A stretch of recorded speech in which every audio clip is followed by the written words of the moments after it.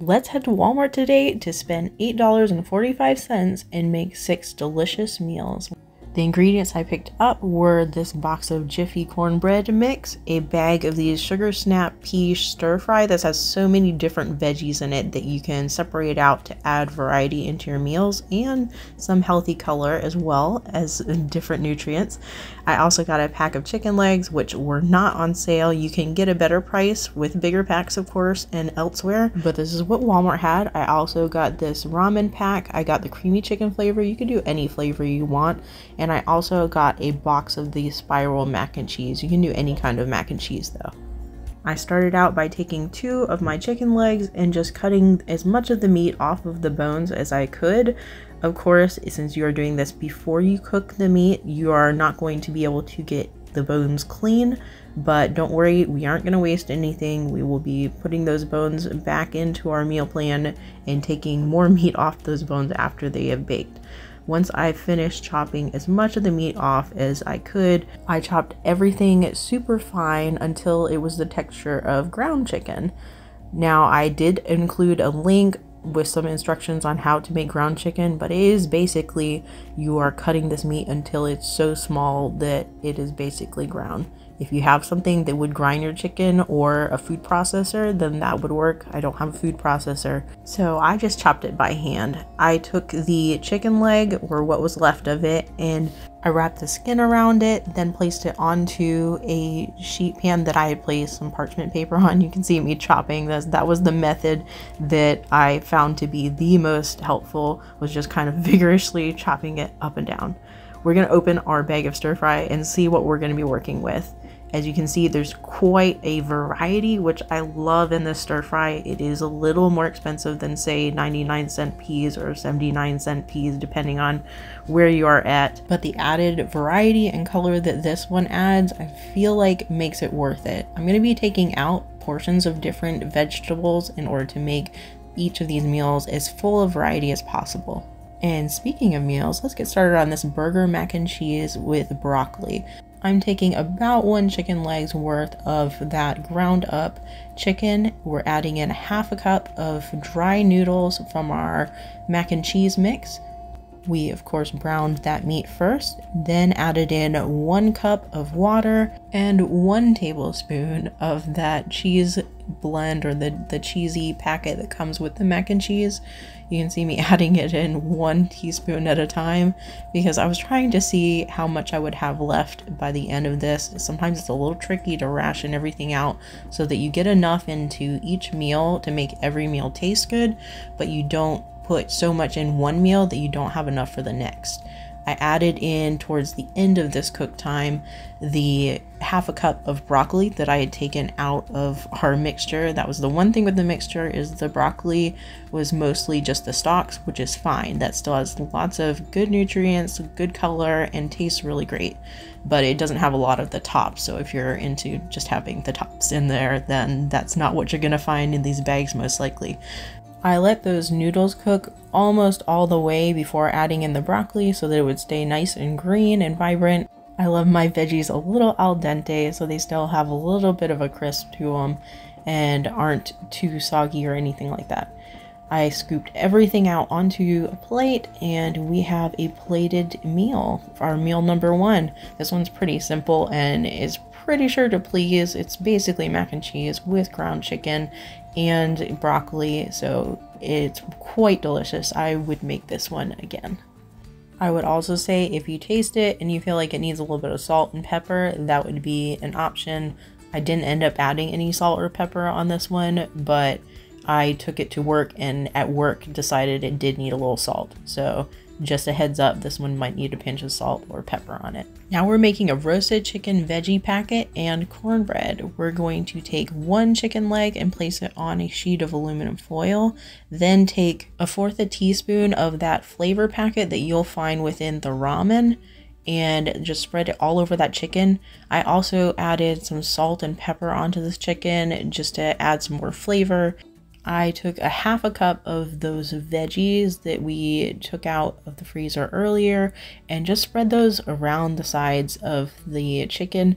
and then wrapped up the chicken, leaving a little bit of room at the top so that it could hopefully brown, which you'll see in a minute. It really didn't brown a whole lot. I should have baked it a little longer.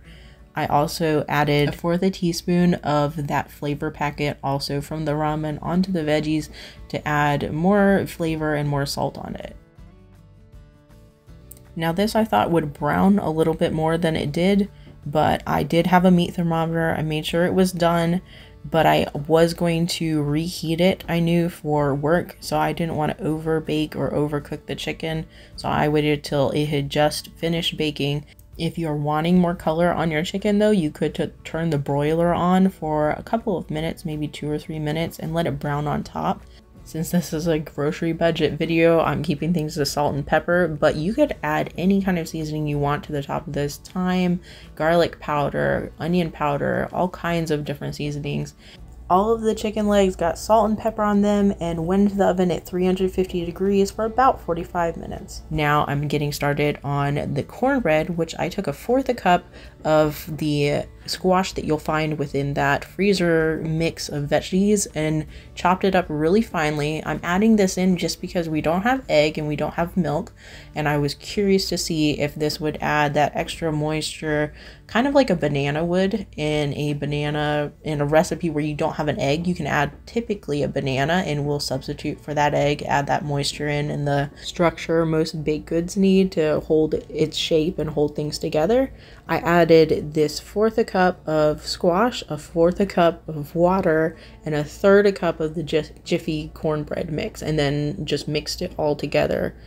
The mixture seemed too thin to me, so I added another 1/4 cup of the Jiffy cornbread mix, and that turned out perfectly. That was just the right thickness. I heated up a small skillet and sprayed it with a little bit of nonstick spray. I think the skillet, since it is nonstick, might not have stuck, but I don't like running the risk. So I added everything into the pan and let that cook completely on one side. I did cover it with a lid to try to help it to steam and cooked on the opposite side so that it would be cooked all the way through versus just being browned on the bottom and raw in the middle. But this is where I started out on this one. Added that lid on, let it steam for about 3 minutes. Then I took a bigger skillet and flipped it out onto that one to go ahead and brown the opposite side. I could have tried to flip it in that pan, but I kept trying for several minutes and then decided that I could just flip it into a bigger pan. It would be fine. It's just more dishes. So here is my finished up cornbread skillet, or cornbread. I don't know if you call it a pancake or if you can just call it cornbread, because cornbread is a little bit more like a cake anyway. But that chicken leg baked at 350 degrees for about 45 minutes, and here it is finished. As you see, it's not very brown on top. Don't worry, I have a meat thermometer. I stuck it in, it reached 165 degrees. It is done, but it is barely done. So when you reheat it, it's gonna cook a little bit more, and I didn't want it to overcook. But you see the middle of our cornbread is fully cooked. That squash is really delicious in it. I didn't think this would turn out quite as well as it did because I've never tried cornbread without the egg and the milk. I always thought it was necessary. But this made a dense cornbread. It's not as light and airy as a typical cornbread might be though. But it was absolutely delicious. Next up, we're making teriyaki noodles and veggies. After the chicken legs had come out of the oven, I took all the meat off of the bones and then put those bones in about 2 cups of water that I boiled on the back of the stove and made into some chicken broth while I cooked a few of these other meals. We'll use that chicken broth in a later meal. For these teriyaki noodles, I took 1/3 cup of the chicken that I'd taken off the bone and put it into the skillet, added a tablespoon of that teriyaki marinade. You can use any kind of teriyaki sauce or even soy sauce if you wanted a different kind of flavor or to use something that you have on hand already. I added a cup of water into the pan and added 3/4 of my block of ramen noodles into the pan, just letting that soften and then pulling it to the side so that that sauce could reduce down so our noodles don't overcook. I then added 1 tablespoon of carrots from our blend, and 1/4 a cup of green beans. I took those snap green beans and cut them on a diagonal to cut them kind of julienne style. Added those into the pan and cooked them until they were al dente. Then this meal was finished. I added this onto my plate, and here we have another complete meal. This one's delicious. I love the chicken in it, adds a good pack of protein while also being very filling because of the noodles. And the veggies add the perfect pop of color while also adding a lot of interest to the meals with the sweetness of the carrots and the crunch from the green beans. Now we're getting ready to make a cheesy chicken pot pie. Our broth is ready. You could keep cooking this, make it more like a bone broth, but I'm using the time I have on hand, so chicken broth it is. I added my chicken broth into my skillet. It ended up being about a 1/2 cup of broth. I then added 1/3 cup of our cooked chicken that we had taken off the bones, added that into the pan, along with 2 tablespoons of that cheesy mix that comes with the mac and cheese spirals. I stirred everything until it was all well combined and that sauce began to thicken as well.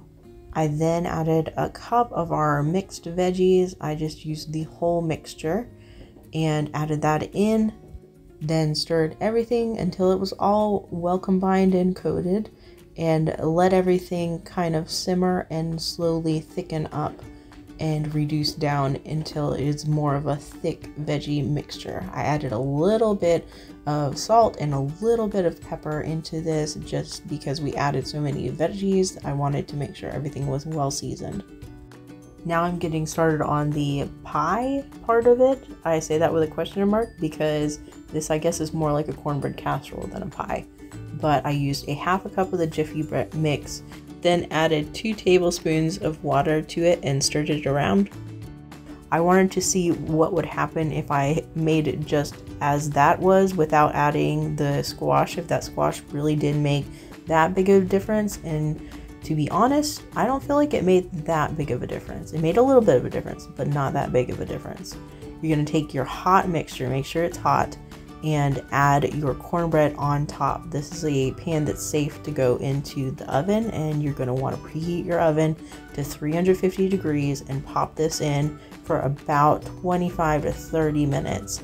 It should be nice and brown on top. The reason why you want your mixture to be hot underneath is because it will help it to bake all the way through. If you have a cold mixture and you're putting cold things on top or things that are not hot already, then the bottom of the mixture is going to be gooey and it's not going to really cook all the way through. Here we have our finished dish out of the oven. It did cool down a little bit, so you see it's not bubbling anymore. I added everything onto my plate and now it's ready to be eaten. This was delicious. This is probably one of my favorite out of the meals because I loved how simple it was, and also I just really like cornbread, so it was delicious. I will be honest, I like cornbread a lot, so these meals were right up my alley. I know cornbread's not everybody's cup of tea, but these were delicious, and the cornbread is really nice and sweet, which is how I like it, and it was very filling and hit the spot. It's perfect. So try this one. This one was really good. 10 out of 10 would recommend. Now we're making pepper chicken over noodles. I took about a 1.5 cups of water, let it come to a boil, then added in 3/4 cup of my spiral noodles from the mac and cheese mix. Let that mix together. I do like to mix my noodles after I add them to the water. It just helps so the noodles don't stick into one big clump. I added a little bit of salt to the water as well to help that soak into the noodles and add more flavor. In my skillet, I added 2/3 cup of water and 2 teaspoons of the chicken bouillon type of mixture that comes with that creamy chicken packet, the creamy ramen packet. I mixed that all around.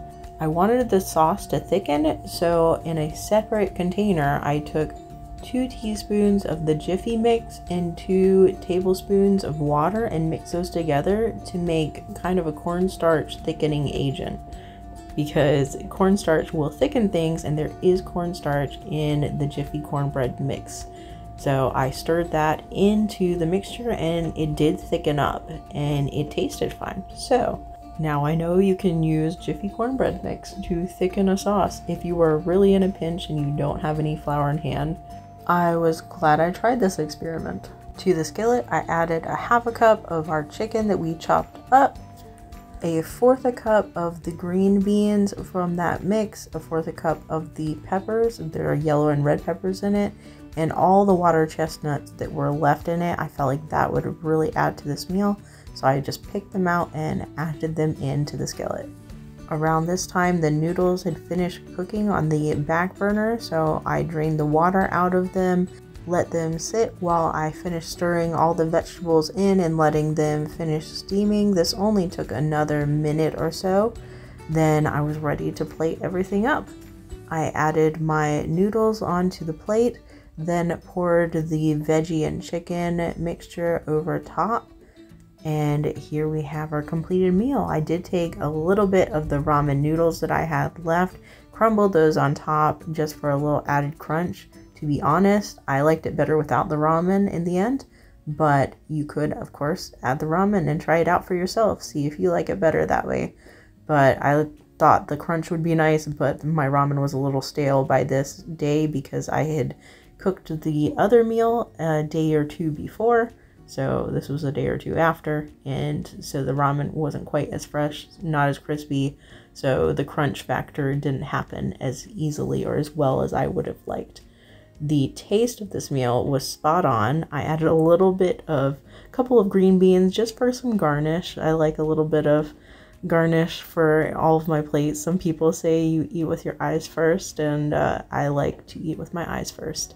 So this was a delicious meal. Loved the noodles, loved the chicken in it. I really have been enjoying having chicken in some of these meals because a lot of times I turn to sausage just because it is the cheapest option or one of the cheapest options. If you aren't into beans or lentils or a couple of the other bean families, then the chicken is normally a little more pricey. So I was enjoying having some chicken this week, and this has been hitting the spot. Now, if you stuck it through this video to this length, hopefully you're with me for this experiment, which is cornbread, chicken, and dumplings. I poured 1 cup of water, 1 tablespoon of that cheesy packet that comes with the mac and cheese, a pinch of salt, a pinch of pepper, and let all of that come to a simmer, then set that aside so that I could get started on browning the rest of our ground chicken, which was that other chicken leg. It ended up being about 1/3 of a cup of ground chicken. Once the chicken was fully browned and fully cooked, I added it into that cheesy mixture and mixed that up so that it was fully combined. In a separate bowl, I got started on what's going to be cornbread dumplings. Now, I will tell you, this recipe did not turn out the way I hoped it would. So, we learn from my mistakes and we change how we're going to make this recipe. So, I took 1/3 a cup of the cornbread Jiffy mix, which was the last of it, and added a tablespoon of water to it. You're going to see we have a very thick mixture. Now, I added it right into this pan. This is where you want to change how you do things. You're going to want to have a separate skillet, and you're going to want to brown these separately if you want them to be mixed in. If you don't want them to be mixed in, you can, of course, add a 2nd tablespoon of water to thin it out a little bit more and make another pancake type of form of cornbread instead of making dumplings. That will still taste delicious. It will still be a filling meal, but it won't crumble and fall apart like mine did. So I added mine in. Of course, it had too much water and it started to crumble apart. Still tastes great. Would taste better texturally if it was cooked separately. But I always say, if you don't try something, then how are you going to be able to tweak it? How are you going to be able to know how it's going to be? So this is me trying something. It didn't work out exactly how I would have wanted it, but these are budget meals. The creativity is welcomed here. And this is my idea I had to make cornbread dumplings, which I would say is a great idea, actually. It's a pretty decent idea, just the execution not quite where I was wanting it to be. I ended up adding a 1/2 cup of water, I would not add the half of a cup of water if you're doing your dumplings separately. And then I added a half a cup, which was the remaining of the veggies, and a fourth a cup of our remaining crumbled up noodles from our ramen packet. This is all the ingredients. So we've used every single ingredient that we purchased all of the way up. There's nothing left.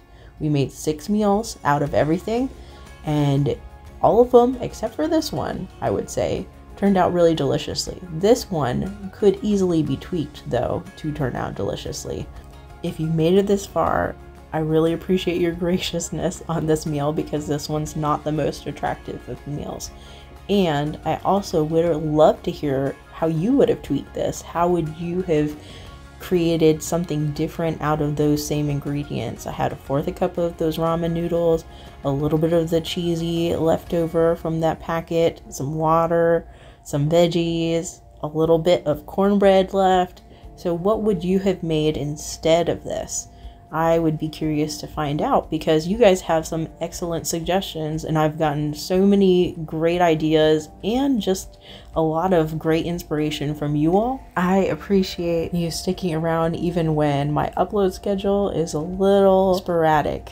Sometimes it takes a little longer than I think to film these. So thank you for being gracious and for all your encouragement in the comments, and thanks for watching.